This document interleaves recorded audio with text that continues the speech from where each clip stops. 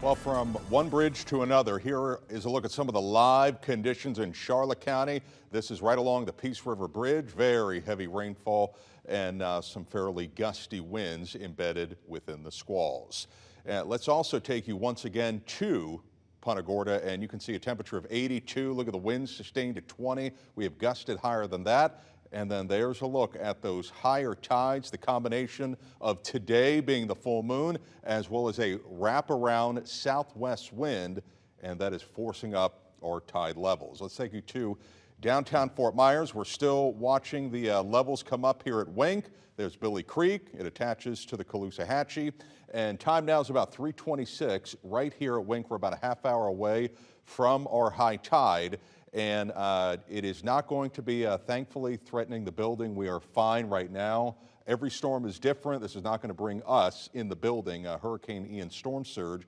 And it still is right now upping the surge, currently at about 3 feet in downtown Fort Myers. And that's why we are seeing the coastal flooding. Wind speeds right now coming right off of the water and off of the Gulf, sustained at about 20 to 30 miles an hour. We are gusting to 40 in Cape Coral, 36 for Lehigh Acres. There's a 43 in Fort Myers and a 30 for Naples. Now, officially, the highest wind gusts have been 40 to 60. Unofficially, they very well could have been higher than that embedded within the squalls. Michael Hudak, so on Fort Myers Beach, he noted that there was just that roof damage. It was blown off. That could have been with wind gusts even higher than 60. So this is what we at least have from some of our regional sensors, which have gusted upwards of 60. So here is the hurricane right now passing by and approaching Savannah, Georgia, Hilton Head, South Carolina, my old stomping grounds before Wink, pushing to the northeast at 20 miles an hour. This will be eventually working its way off the Carolinas, and for a reference, that little speck, that is Bermuda over the next 5 days. Thankfully, the majority of the models are having this after it kind of meanders around Bermuda, taking a turn to the northeast. There was a very small percentage, out of like 30 models, there was like 1 or 2 that had it trying to recurve back to Florida. Someone posted that, it went viral, it scared a lot of people. I just wanted to confirm that the majority of the models with this system eventually do have it working its way to the northeast. And what a storm, something to the caliber of which they have not seen in the Florida Big Bend, and that is defined as this region right here all the way towards Tampa Bay. They haven't seen a storm like that since 1896, 127 years ago. However, this is the strongest by pressure. Lower the pressure, the stronger the storm. Made landfall as 949 millibars. You've probably seen all the videos, devastation. Unfortunately, the forecast did come to fruition. So here's a look at that system in reference to us. It's about 300 miles now to the north, bringing bands of heavy rain and lightning to Savannah, Georgia. And as we zoom on in, I do have some of these squalls working their way across DeSoto County and all the way into Charlotte County. I would like to go interactive here. And let's take a closer look at some of these storms as they're coming in and pushing inland at about 35 miles an hour. So it's quick, it's brief, heavy rain, gusty wind, and then it will continue on its way. And right now getting slammed is Punta Gorda Airport. I should be getting an observation from them shortly. With that observation, I should know specifically what type of wind this is bringing, but let's just sample it, as it is right now capable of winds gusting upwards of about 40 miles an hour, and that is what's going to be pushing inland. It's going to be moving over a rural area of Charlotte County. Let's put a time lapse on it, and you can see how it's a really fast mover here. And I tell you what, let me even stretch this out. Can cover more area. And as we time this out with that motion at 35 miles an hour, it's going to be working its way, and even the tail end could clip Babcock Ranch.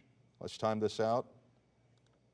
And that would be towards Shell Creek, areas of Burmont Road, and then Paradise Park as we hit about 4 o'clock. So let's clear that out. And the one thing about me is I always like to make sure that everybody is covered here and that every county knows exactly what's happening in every city. Let's put a loop into Lee County. The majority of the heavy rainfall is around the Charlotte County line. We do have a few tiny individual areas of rain. And then for Collier County, you look good. Lake Okeechobee, a few isolated showers. but this storm has dumped a significant amount of rain. It even overachieved in expectations, and that's in the shading of yellow, orange, red, and purple. Some quick Doppler estimates. We have had pockets of upwards of 3, 6, even 8 and 9 inches of rain. And this is just in 36 hours. We had a significant drought, and in many cases, we have significantly improved that drought, if not eliminated it in spots. Here's the game plan for the next couple of hours, as we will continue to see off and on these bands of showers and storms coming in from the Gulf of Mexico. Here's looking about 7 and 8 o'clock, some isolated rain by 10. Here's by midnight, extending into your Thursday morning. Still some tail end convergence where the air collides, it lifts, it develops these areas of rain. And Idalia, unfortunately, will be leaving a parting gift that we do not want. And it is very high humidity, incredibly sticky air.